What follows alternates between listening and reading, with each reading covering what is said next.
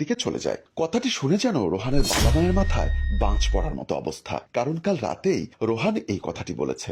আজ আবার রেজাউল অনামিকাকে দেখা মাত্রই কথাটি বলে ওঠে। তো নিজেদের মান সম্মানের দিকে তাকিয়ে রোহানের মা বলল, এ রেজাউল, তুমি কি বলছো? তোমার মাথা ঠিক আছে? আর যদি কখনো এমন কথা শুনি তো তোমার সাথে রোহানের মেলামেশা বন্ধ করে দিব। রেজাউল বলল, আন্টি বিশ্বাস করেন, এই মেয়েটিকে আমি সত্যি পতিতলায় দেখেছি। বাবা বলল, একদম চুপ করো, তোমার মুখে আর একটি কথাও শুনতে চাই না। সত্যি কখনো লুকোনো যায় না, বুঝলেন? সত্যিটা সত্যিই থাকে। মা বলল, তুমি কি বলতে চাও? হ্যাঁ, সরাসরি বলো। আমি একটি কথাই বলতে চাই, আপনি একটি খারাপ মেয়ের সাথে আপনার সন্তানের বিয়ে দিয়েছেন, তাও আবার বয়সে বড়। আপনি বাবা মা হয়ে এমন একটি মেয়ের সাথে রোহানের বিয়ে দিলেন, ভাবতেই পারলাম না। তখনই রোহানের বাবা ঠাস করে থাপ্পড় দিয়ে বলল, বেয়াদব ছেলে কোথাকার, লজ্জা করে না একটি মেয়ের নামে এমন বদনাম রটানোর? আমি তো ভাবতেই পারছি না তুমি এতটা খারাপ। আপনি আমাকে থাপ্পড় মারলেন আঙ্কেল, এটা একদমই ঠিক করেননি। বাবা বলল, কেন, তুমিও কি আমাকে থাপ্পড় দিবে নাকি? আমাকে আপনি থাপ্পড় না মারলেও পারতেন। এই থাপ্পড়ের প্রতিশোধ আমি থাপ্পড় দিয়ে নিব না, সময় হোক ঠিকই বুঝবেন। মা বলল, যাও, বেরিয়ে যাও আমার বাসা থেকে। তোমার মতো ছেলের সাথে মেলামেশার জন্য আমার সন্তানটি এমন হয়েছে। হ্যাঁ যাচ্ছি, তবে মনে রাখবেন আপনাকেও অনেক পস্তাতে হবে। আর হ্যাঁ, আপনার ওই যে বৌমা আছে না, ওর সাথে আমার অনেক কাহিনী আছে, আপনার ছেলের মুখে সময় করে শুনে নিবেন। অনামিকা চুপ করে আছে, চেহারা নিচু করে। বাবা বলল, এই তুমি কি যাবে এখান থেকে, নাকি দারোয়ান ডেকে বের করে দিব? তার আর দরকার নেই, আমিই চলে যাচ্ছি। এটা বলেই রেজাউল একবার অনামিকার দিকে তাকিয়ে বাসা থেকে বের হয়ে যায়। মা বলল, অনামিকা তুমি আমার সাথে রুমে এসো তো, কথা আছে অনেক। তারপর দুজনে রুমে চলে যায়। রুমে গিয়ে অনামিকা বলল, মা বলুন কি বলবেন? তুমি কি সত্যি ওইসব খারাপ কাজে লিপ্ত আছো? যেটা সত্যি সেটাই বলবে। মা বিশ্বাস করুন, আমি এইসব কাজে লিপ্তর কথা তো দূরের কথা, মুখেই কখনো আনিনি। তাহলে কাল রাতে রোহান, আজ ওর বন্ধু রেজাউল এইসব কথা বললো কেন বুঝলাম না। সেটা তো আমিও বুঝতে পারছি না মা, ওরা কেন আমাকে এইসব দোষারোপ করছে? আর আমি তো এমন মেয়ে না। লুকোচ্ছ না তো আবার কোনো কথা? দেখো, যদি লুকিয়ে থাকো সত্যিটা বলো, কোনো সমস্যা হবে না, আমি দেখবো কি করা যেতে পারে। আশ্চর্য, আমি মিথ্যা বলতে যাব কেন? যদি আপনার বিশ্বাস না হয় তাহলে আমার সম্পর্কে খোঁজ খবর নিয়ে দেখতে পারেন আমি কেমন মেয়ে।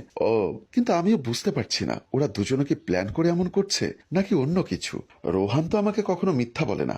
আমার মনে হয় কি জানো মা, ওরা তোমার মতো কাউকে দেখেছে, তাই তোমাকে নিয়ে এমন মন্তব্য করছে। হয়তো হতে পারে, কিন্তু এখন আমি কি করব? আপনার ছেলে তো আমার সাথে কথাই বলছে না। যদি আমি ওর কাছে যাই তাহলে আমাকে কত কথা বলছে। এর চেয়ে আপনি আমার বাবা মাকে বলে আমাদের আলাদা করে দিন। এই মেয়ে, তুমি কি পাগল হয়ে গেছো নাকি? কাল বিয়ে হলো, আজকেই ডিভোর্সের দিকে ইঙ্গিত দিচ্ছ? আমি কি তোমাকে কখনো খারাপ মন্তব্য করেছি নাকি যে তুমি ডিভোর্সের কথা মুখে আনছো? আর কখনো এমন কথা বলবে না। তো আমি কি আর করব বলেন? যেখানে আপনার সন্তান আমার স্বামী হয়েও সে আমার সাথে কথা বলে না, সেখানে আমি কেমন করে থাকবো? চিন্তা করো না, আমি সব কিছু ঠিক করে দিব, একটু ধৈর্য ধরো প্লিজ। জোর করে ভালোবাসা হয় না মা, আমি জোর করে আপনার সন্তানের ভালোবাসা চাই না। আরে এমন কিছু না, ওর মনে হয়তো বর্তমানে অনেক প্রশ্ন, তাই তোমাকে মেনে নিতে পারছে না। আমি জানি না মা। আচ্ছা একটা কথা বলি শোনো, রোহান যেই কলেজে পড়ে তোমাকে সেই কলেজে ভর্তি করে দেই, এতে করে তোমরা সবসময় একসঙ্গে থাকতে পারবে। তখন দেখবে ও তোমার প্রতি আকৃষ্ট হবে। ঠিক আছে মা, আপনি যা মনে করেন। আচ্ছা তুমি রুমে যাও, তোমার সাথে পরে কথা বলবো। তারপর অনামিকা রুম থেকে বের হয়ে চলে যায়। অনামিকা রুমে এসে দেখে রোহান মন খারাপ করে বসে আছে। রোহানের মন ভালো করার জন্য অনামিকা বলল, আপনি চিন্তা করবেন না, আমাদের ডিভোর্স হবে। কথাটি শুনেই রোহান বলল, কবে ডিভোর্স হবে আমাদের? আসলে বিয়ের 3 মাস না হলে তো ডিভোর্স হয় না, তাই আমাদের 3 মাস একসাথে থাকতে হবে। ও, আমি কাল থেকে আপনার কলেজে যাব। হোয়াট? আমিও পড়াশোনা করতে চাই, আপনার সাথে তো থাকবো না, তাই ভাবছি পড়াশোনা চালিয়ে যাব। কিন্তু আমার কলেজে কেন? আরো অনেক কলেজ তো আছে। শুনেছি আপনি যে কলেজে পড়েন ওটাই নাকি এখানকার মধ্যে বেস্ট কলেজ, খুব ভালো। আর হ্যাঁ, তুই যে হোটেলে হোটেলে খারাপ কাজ করিস তার প্রমাণ আজ আমি দিব। ঠিক আছে। রোহান সোজা রুম থেকে বের হয়ে যায়। রোহান পতিতলার রুমে ঢুকে সে দেখে সেখানে অন্য একটি মেয়ে শুয়ে আছে। আশ্চর্য, ওই মেয়েটা কোথায়? রোহান মেয়েটিকে বলল, আচ্ছা কালকে যে এই রুমে ছিল সে কোথায়? মেয়েটি বলল, কেন, আমি কি তার চেয়ে দেখতে খারাপ নাকি? আমাকে পছন্দ হয় না? প্লিজ বলো সে কোথায়। এসো, তুমি আমার কাছে এসো, আমি ওর মতোই তৃপ্তি দিব তোমাকে বাবু। দয়া করে বলো কোথায়। বলতে পারি, এর জন্য 500 টাকা দিতে হবে আমাকে। কথাটি শোনার সাথে সাথে রোহান পকেট থেকে 500 টাকা বের করে মেয়েটির হাতে দিয়ে বলল, এখন বলো। আসলে কালকে রাতেই ওর বিয়ে হয়ে যায়, তাই আমি ওর রুমে এসেছি এখন। কথাটি শুনেই রোহানের মাথায় যেন আকাশ ভেঙে পড়ল। কি? ওর বিয়ে হয়েছে মানে?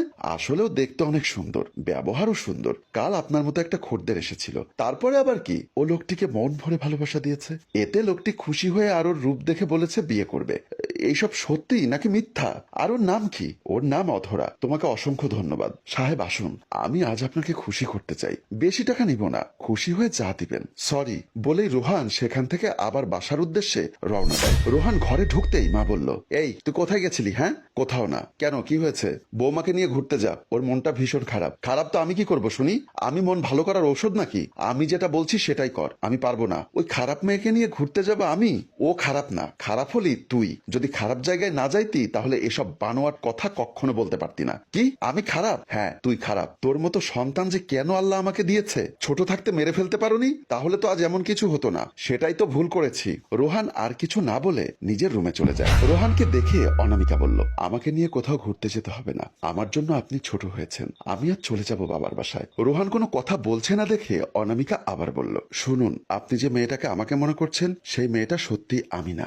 না, তুমি সেই মেয়ে। আমি নিজের চোখে তোমাকে পতিতলায় দেখেছি। ও আচ্ছা ঠিক আছে, ভালো থাকেন, আমি গেলাম। বলে চলে যেতে চাইলেই রোহান হাতটি ধরে ফেলে। অনামিকা সেটা দেখে বলল, কি হলো, হাত ধরলেন যে? তুমি এখানেই থাকো।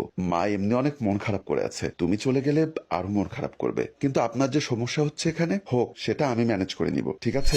রোহান মায়ের রুমে গিয়ে দেখে মা মন খারাপ করে বসে আছে। রোহান মাকে বলল, সরি মা, তোমার সাথে খারাপ আচরণ করেছি, আমাকে ক্ষমা করে দাও। তবে মা বিশ্বাস করো, ওকে আমি পতিতলায়।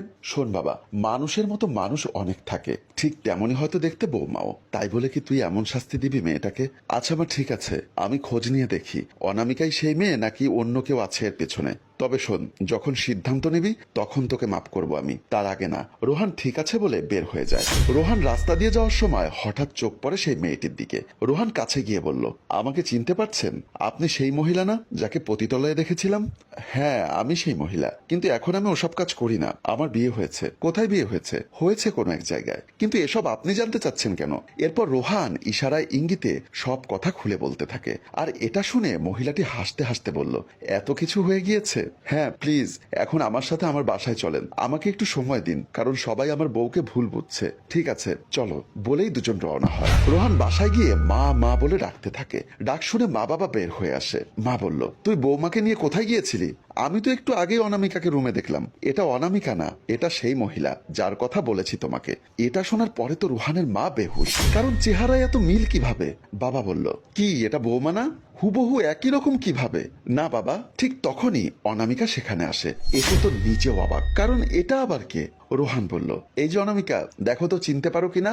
আরে তোমার মতো দেখতে উনি। এসব কি বলছিলাম না, তোমার মতোই দেখতে হুবহু একজন আছে। ও তার মানে ওই জায়গায় উনি কাজ করেন? করতো, এখন করেন না। মা এখন তো আমাকে মাফ করে দাও। এমন সময় সেই মেয়েটি বলল, আন্টি মাফ করে দিন আপনার সন্তানকে, সে অনেক ভালো। অনামিকা বলল, মা তোমার সন্তানকে মাফ করে দাও, ও ভুলটা বুঝতে পেরেছে, দাও না মাফ করে। মা বলল, ঠিক আছে মাফ করব, কিন্তু আমি এই বছরেই নাতিপুতির মুখ যেন দেখতে পাই। আর অনামিকা ও রোহান লজ্জায় মাথা নিচু করে আছে। আর এখানেই সব ভুলের অবসান ঘটিয়ে আমাদের গল্প শেষ হয়। সম্মানিত ভিউয়ার্স, মানুষকে না জেনে না বুঝে ভুল বোঝাটা উচিত নয়, কারণ মানুষের মতো মানুষ থাকতেই পারে। তাই সবকিছুই। গল্পটির ভাবনায় হাশেম রাজু, পরিচালনায় রেজাউল কবির চৌধুরী ও প্রযোজনায়। গল্পটি ভালো লাগলে লাইক, কমেন্টস এবং শেয়ার করে সাথেই থাকুন।